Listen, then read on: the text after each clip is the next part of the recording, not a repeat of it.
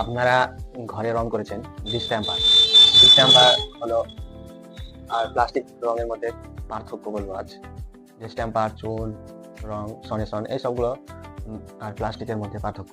Plastic রং করলে কতদিন টিকবে আর ডিস্টেম্পার কতদিন টিকবে এই সম্পর্কে কিছু গুরুত্বপূর্ণ কথা আমি বলবো, আপনারা লাস্ট অব্দি ভিডিওটা দেখবেন। ডিস্টেম্পার হলো অল্প দিনে 2 বছর বা 1.5 বছর পর করার পর কালার, যে কোনো কালার করলেন বা হোয়াইট রাখলেন, সেটা হলো ফেড হয়ে যাবে এবং বাইরে যদি করেন তাহলে পরে রোদ পানিতে ওটা ঝরে যাবে আর চটায় উঠে পড়বে। আর প্লাস্টিক পেন্ট যদি করেন তাহলে ওটা অনেক দিন টিকবে। সেটা হলো আপনার 5 থেকে 7 বছর, 10 বছর অবধি মানে ওয়ারেন্টি থাকে এই প্লাস্টিক পেন্টগুলো। ইনসাইডে আপনার মারলে পারে 10-15 বছর আনসান কিছুই হবে না।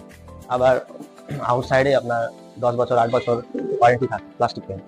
এবার ভাবছেন যে অল্প খরচে করব, অল্প খরচেও প্লাস্টিক পেন্ট করা যাবে, আবার বেশি খরচে করলে আপনার আরো বেশি ভালো হবে কাজ, মানে গ্লোসি হবে, পেন্টে গ্লেজ দিবে ভালো।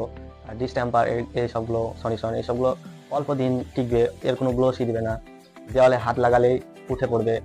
আর প্লাস্টিক পেন্ট আপনার দেওয়ালে হাত লাগাবেন বা কিছু মানে নোংরা কিছু লেগে গেলেও আবার মুছে দিলেন উঠে পড়বে, আর ওই সবগুলোতে কি হবে, মুছতে গেলে পুরোটাই উঠে চলে আসবে।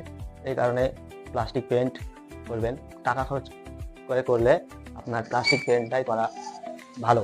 এবার কিছু টাকা হয়তো কম বেশি লাগে প্লাস্টিক পেন্ট আর চুন, সলিউশন, ডিস্টেম্পার এসবগুলোর ক্ষেত্রে, তার থেকে প্লাস্টিক পেন্টটাই আমাদের বলে করা বেশি ভালো।